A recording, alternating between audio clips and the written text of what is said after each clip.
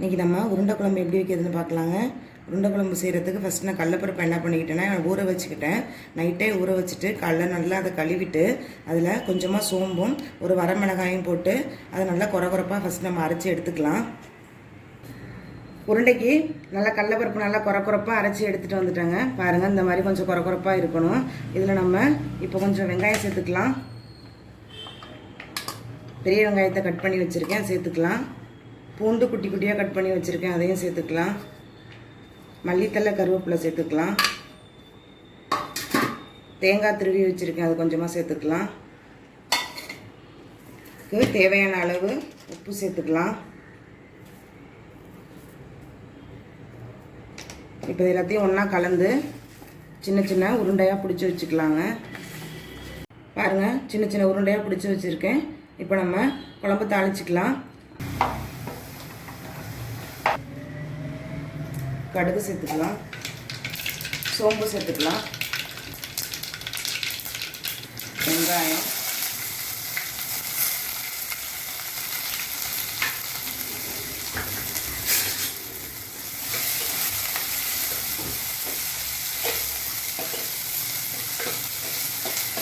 நல்லா வதக்கிக்கலாம்.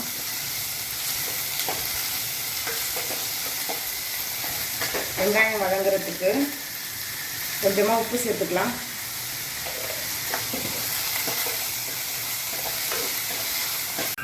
அது நல்லா வதங்கிருச்சு. இப்போ தக்காளி சேர்த்துக்கலாம்.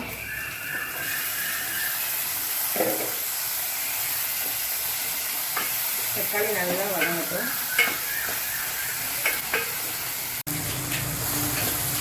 பாருங்க, நல்லா வெங்காயம் தக்காளி நல்லா வதங்கிருச்சு.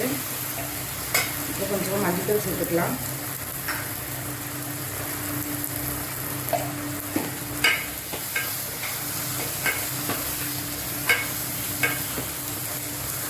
மூணு ஸ்பூன் மல்லித்தூள் எடுத்திருக்கேன். அரை ஸ்பூன் மிளகாத்தூள் சேர்த்துக்கலாம்.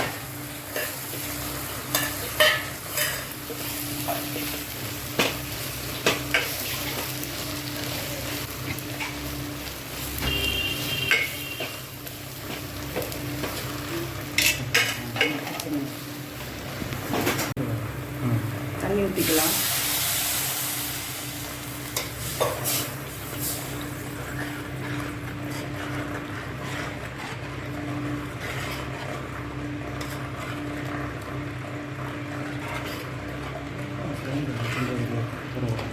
தேவையான அளவு உப்பு சேர்த்து இப்போது கொஞ்சமாக புளி கரைச்சி ஊற்றிக்கலாம்.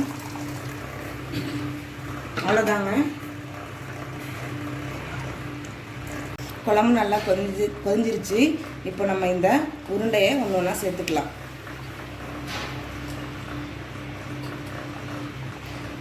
அடுப்பை சிம்மில் வச்சு சேர்த்துக்கோங்க.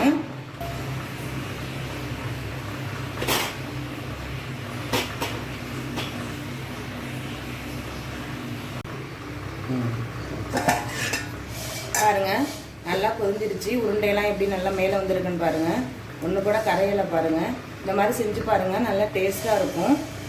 எங்கள் சேனலை சப்ஸ்கிரைப் பண்ணுங்கள், லைக் பண்ணுங்கள். தேங்க்யூ.